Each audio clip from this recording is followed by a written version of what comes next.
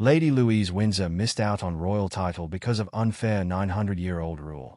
Lady Louise Windsor, the eldest child of Prince Edward, Duke of Edinburgh, and Sophie, Duchess of Edinburgh, was indeed impacted by a traditional rule that many critics have described as unfair or outdated.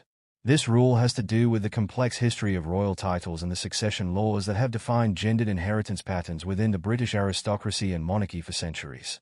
Here is an exploration of the historical and contemporary implications of these rules that led to Lady Louise missing out on a title. Lady Louise Windsor was born on November 8, 2003, at Frimley Park Hospital in Surrey. As the granddaughter of the late Queen Elizabeth II and the daughter of Prince Edward, the youngest of the Queen's children, Louise occupies a place in the line of succession, albeit further down compared to her older royal cousins. Despite her royal lineage, Lady Louise was styled simply as Lady rather than Princess, a decision made by her parents. However, the roots of this choice and the broader consequences are tied to centuries-old practices and legal frameworks. The specific rule that played a significant role in determining Lady Louise's title and place within the royal family hierarchy is the concept of male preference primogeniture. This system, which dates back nearly 900 years, stipulated that male heirs take precedence over female heirs when it came to inheriting titles, estates, and even claims to the throne. This principle was common not only in the British royal family but also across European monarchies and noble houses. Under male preference primogeniture, younger sons could inherit titles and properties before their older sisters, solely because of their gender. This practice was deeply embedded in the aristocratic norms of the Middle Ages, when preserving titles and estates within the male line was considered paramount for stability and continuity. Consequently, this custom contributed to centuries of gender inequality within the aristocratic and royal systems. The impact of these historical norms is still felt today. For Lady Louise Windsor, the implications are twofold: her style and her place within the inheritance of her father's dukedom.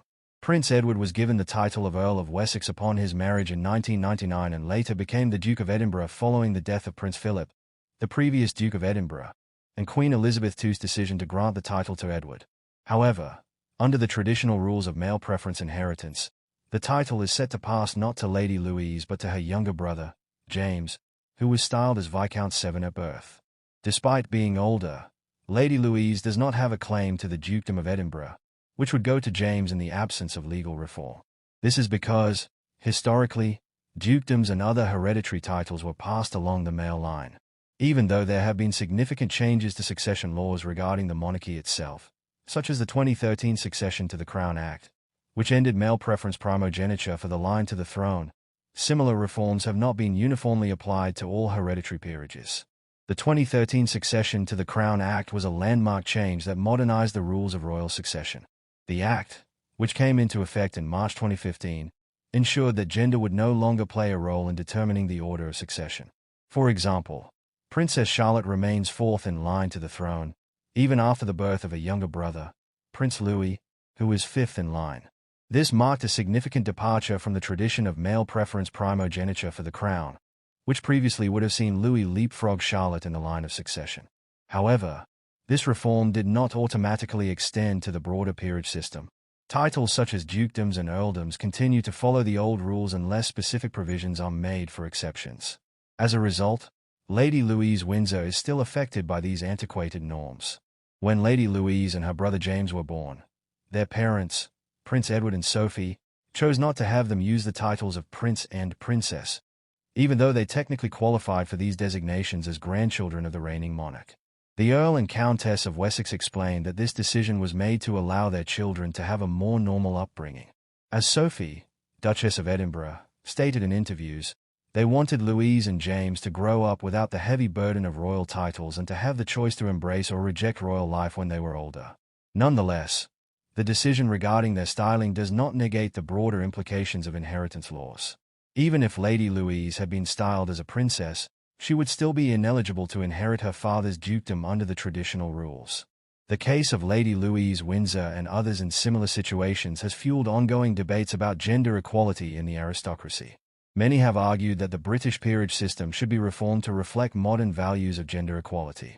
Campaigns for change have gained momentum, particularly in the wake of the 2013 Succession to the Crown Act, as people question why peerage titles remain bound by outdated rules.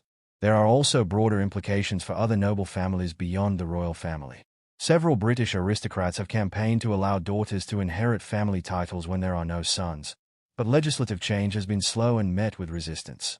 Critics argue that this hesitance to modernize reflects lingering patriarchal attitudes within some sectors of the British establishment. As of now, Lady Louise Windsor is focused on her academic pursuits and public engagements.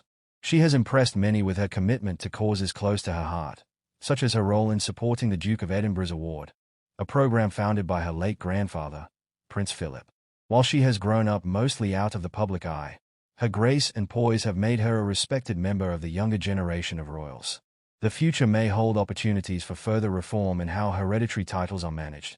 But until then, Lady Louise Windsor's story remains a testament to the enduring impact of history on contemporary life. The debate around gender equality in the British aristocracy continues, and her experience highlights the ongoing struggle between tradition and progress.